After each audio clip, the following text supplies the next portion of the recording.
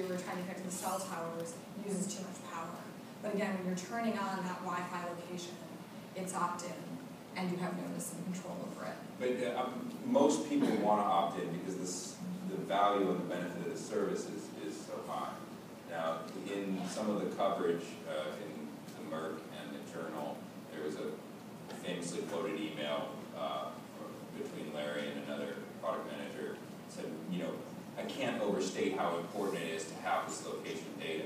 Now, one reason for that is certainly so you can provide services to the user. Another reason is so you can expand your revenue stream for location-specific advertising. Is that a fair thing to say? Well, I think that a lot of it has to do with the actual usage. Like for something like Google Maps, the ability to say, like, I'm right here, like find me on the map and put that, put the dot where I am, or route me from my current location to the thing I just searched for. We can't do the current location piece without this location data. And you can just imagine how useful that is, right? Compared to, say, on the desktop, where sometimes you have to search for where you are, because the desktop doesn't have that kind of location. So I just think it makes the product a lot easier to use. Yes, I think there's some revenue opportunities. Can you show me offers around me? Can you show me where I can go to save money and find something cool to do? Yes, I think that there is an element of that, but I do just think that part of what's great about the local phone is that you don't need to spend all this time specifying where you are. It has the machinery inside of it to know it. How important do you think the signal of location is going to be to Google's advertising business in the next 5 or 10 years? As a percentage of revenues, can you take a wild guess? I think it's really hard to speculate, because I also just think we have so many different streams of revenue that are growing really quickly. YouTube, display, right? There's so many different types of advertising that we're doing. That said, I do think that location-based advertising and the advertising on our local products is something that's going to be substantial.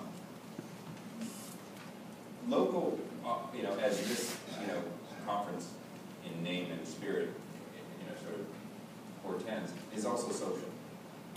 And, extremely social. We were backstage and I was watching this cool video of a bunch of Googlers, data stream skiing, because they were in a group. They'd all turned their phones on and sort of jacked into Google Earth.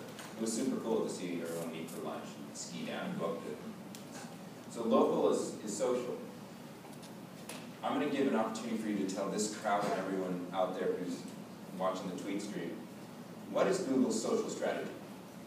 Our social strategy is to help users connect with each other. And we do that already a lot with things like Gmail, with things like Google Chat, and now we also have been rolling out new functionality like +1. So on search results, for example, you can +1 something, and that ultimately lets your friends know that this is something that you like and you endorse. So we're just getting started in our social strategy. That said, in many ways we already have a large social strategy. But we can see that, for example, on things like location, recommending businesses, restaurants that people like, all of those elements are really very social. And so tapping into these products that we have can give us some insight into social connections, things like social search, where we try to understand who's people who are friends and actually service their content is something that I think is really exciting. Yeah. Can you imagine a time when I can take my Facebook social graph and hand it over to Google and say, do cool things with it? Well, I think that, that would be very interesting. I think that, we hit the first snag in that kind of vision last year. Yeah. When we looked at the overall, when we looked at how people were importing different contacts. So, for example, we had been allowing automated upload of contacts from Gmail into Facebook, which we were really supportive of. We like to be open. But we saw that the exact same reverse import of contacts from Facebook into Google or Gmail was prohibited. And so at that point we said, well, okay, that's fine, but we still would like to be open. Let's be open if there's reciprocity. So we basically said, okay, we'll be open if this is reciprocated, and there was no reciprocation, which gives me some skepticism about. Still waiting for him to pick up the phone over there at Facebook. We have time for one